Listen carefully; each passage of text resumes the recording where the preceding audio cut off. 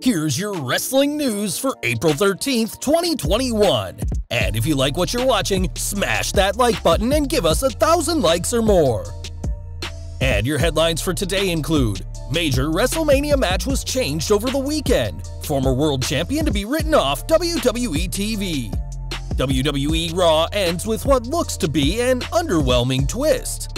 When will WWE have live fans back next? How many fans really attended WrestleMania 37 nights 1 and 2? Why WWE took US title off Matt Riddle at WrestleMania? Major WWE Raw return and a hint of a future storyline. Former King of the Ring teases comeback, names Sheamus as his inspiration.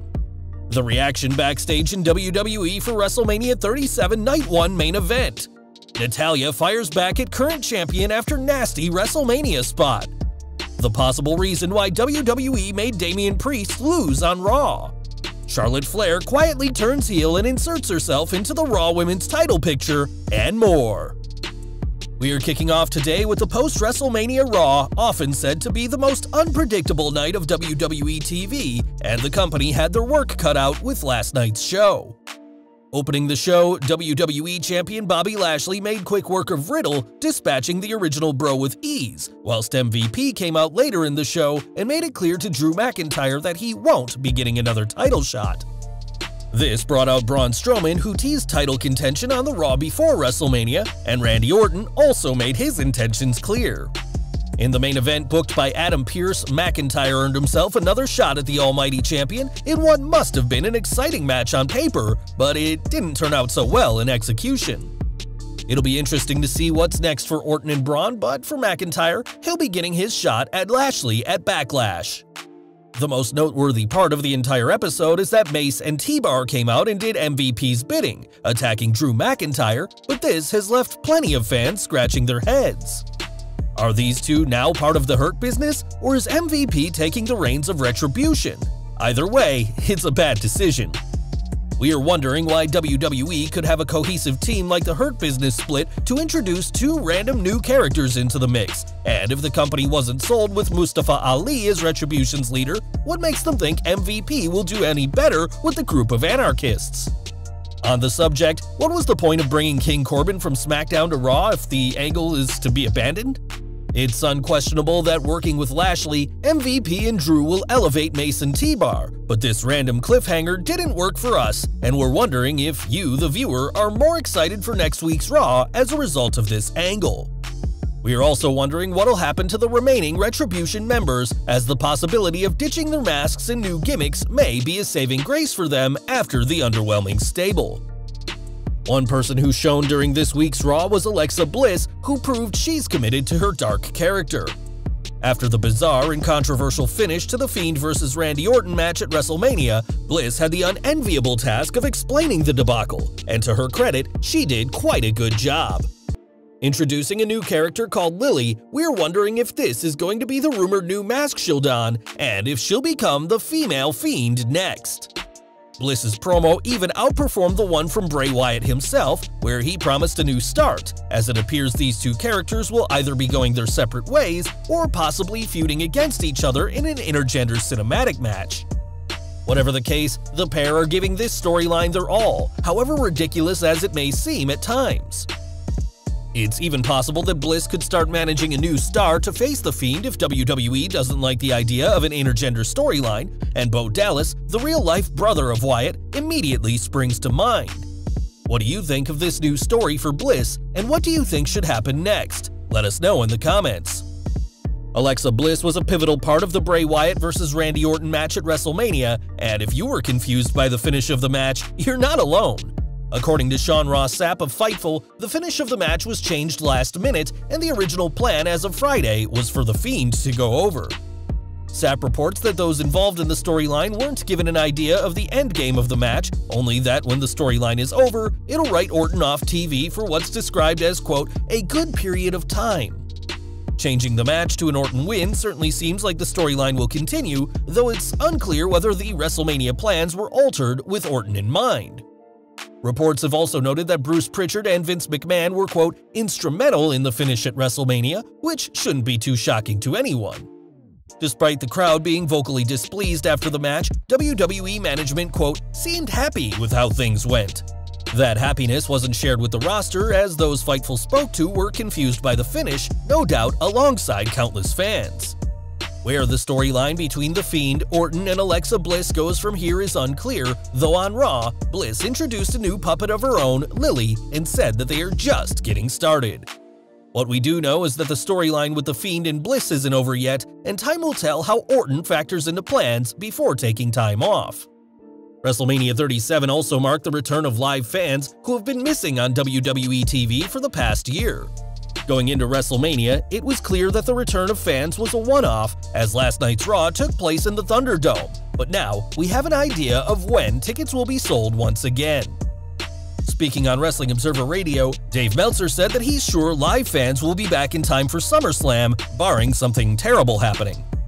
WWE has quite a few pay-per-views between now and SummerSlam, so it's possible that fans could return even sooner. But with the United States slowly opening and the Yuengling Center serving as the host of the Thunderdome until the end of July, the biggest party of the summer seems to be the perfect time for live fans to return permanently. Shortly after WrestleMania 37, WWE touted that they'd once again sold out the biggest show of their year, and in a tradition spanning back decades, the company inflated their attendance numbers. Despite WWE's claim that both nights had 26,575 fans in attendance, the maximum allowed under the current situation, that figure was disputed on Wrestling Observer Live, as Brian Alvarez explained, "I heard Night 2 was bigger than Night 1, by the way. Night 1 was 11,000-ish, and Night 2 was maybe 15,000. This means that neither Night 1 nor Night 2 were sellout shows. And do you believe that over 50,000 fans filled Raymond James Stadium? Let us know in the comments." WrestleMania also saw Sheamus win his third United States Championship in WWE, ending the brief reign of Riddle. Their feud was very short notice, and on Wrestling Observer Radio, Dave Meltzer explained why this title change happened. He explained, "Riddle was never supposed to be champion. They had to do it because Keith Lee, for whatever the reason is, was pulled. They had to get the belt off Bobby Lashley because they were giving the WWE title to him, and it was one of those situations." Meltzer explained that John Morrison, who replaced Lee in the triple threat where Riddle won the gold, wasn't an option as he was in the Bad Bunny angle, and said that WWE's plans have been rectified. It seems that WWE's plan all along was for Keith Lee to win the title and feud with Sheamus, and with Meltzer also noting rumors of Riddle becoming goofier going forward, akin to R-Truth, we'll have to see what the future holds for the former US champion. Back to Raw, and during the show, it seemed WWE were planting the seeds for a Miz and John Morrison split. That split may not happen for a while, but judging by the subtle cues last night, Morrison often feels like The Miz leaves him out of the mix. This was only emphasized with the return of Maurice on Raw, as The Miz is always at his best with his wife by his side and is making Morrison feel like a third wheel. Miz and Morrison are no strangers to feuding as well as teaming, and we're looking forward to seeing what the plan is for all three going forward. Though Miz and Morrison came up short at WrestleMania, one person who fared better is the new US champion Sheamus, who earned some major kudos with his win. Speaking on After the Bell alongside fellow commentator Vic Joseph, NXT's Wade Barrett spoke about the Irishman and had plenty of praise, saying that Sheamus is as good, if not better, than ever. Barrett compared the 43-year-old US champion to his own career, saying that at 35, he was getting one foot out of wrestling, but added that he may not be done for good. Addressing that possible in-ring return, Barrett said it all comes down to the payday, though he's enjoying his role in NXT, and if he does return to action, perhaps a feud for the US title is in his future. Night 1 of WrestleMania closed out with Bianca Belair being crowned the new SmackDown Women's Champion, a result everyone was apparently happy about.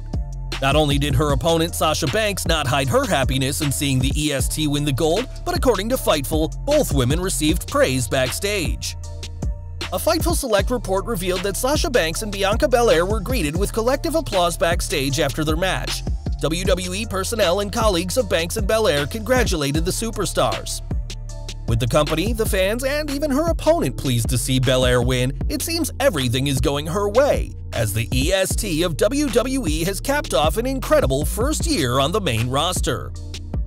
It was on Night 2 that Natalya and Tamina challenged for the women's tag team titles, and the Queen of Hearts suffered a nasty injury. Before passing out in Shayna Baszler's submission, Natalya was hit with a stiff knee strike from the Queen of Spades, as some fans speculated that she'd lost a tooth. On Twitter, Natalya confirmed that though she hadn't lost a tooth, Baszler's kick had split her lip, and in response, Baszler celebrated her history of injuring the mouths of opponents, calling herself Baszler the Dentist. This reply irked Natalya, who promised to send Baszler to the hospital herself when they next face off. Fans will remember that Baszler forced Asuka to miss time earlier this year after kicking a tooth out of the Empress's mouth, and we'll have to see if this attack on Natalya is referenced in any future storylines between the two. Raw also saw Damian Priest, now without Bad Bunny, take on The Miz and John Morrison in a handicap match, and the Archer of Infamy took the loss, getting pinned by Miz. Their angle began on Raw when The Miz hosted Miz TV alongside Morrison and Maurice with the sole purpose to promote the newest season of Miz and Mrs. It was when Morrison suggested a spin-off show that Priest interrupted, praising the talent of Bad Bunny at Wrestlemania, and the former North American champion accepted Maurice's challenge for a handicap match. Though many fans thought he'd win, Priest lost thanks to a distraction from Maurice, and The Miz used the ropes to get the pin. This win was far less impressive when you remember that the A-listers' pants were down, and whilst it may seem like Priest will fall down the card without Bad Bunny, that isn't necessarily true. His loss last night was likely just to help promote the Miz and Mrs. series on Raw, and with Priest evidently well protected during the match, we expect the Archer of Infamy to bounce back nicely. And we're ending today with Charlotte Flair, who returned with a vengeance during Raw. Unhappy about being left off the Mania card, Flair quietly turned heel during her promo, and we'd argue that she and Natalya could give Paul White and Kane a run for their money for the most face and heel turns. In her promo, the Queen conveniently left out the part where she tested positive and instead berated new Raw Women's Champion Rhea Ripley for taking what Flair called her spot. The 12-time Women's Champion didn't stop there, saying that Asuka had manipulated her way into a rematch before ending her heel-defining promo, berating the fans. If Flair's words teased a heel turn, her actions later that night confirmed it, as she attacked both Asuka and Ripley in their Mania rematch, forcing her in the title picture as we head towards Backlash. It's a good way to protect Asuka and Charlotte Flair, both of whom are expected to lose if the match plays out as a triple threat, and for the new Raw Women's Champion Rhea Ripley, her tenure as the top star is starting off with a bang, being challenged by two of WWE's most decorated female superstars of all time. Well guys, that's our news for today. Please share your comments below. Also hit the like button, subscribe to our channel, and hit the bell icon to receive all notifications. And as always, thanks for watching.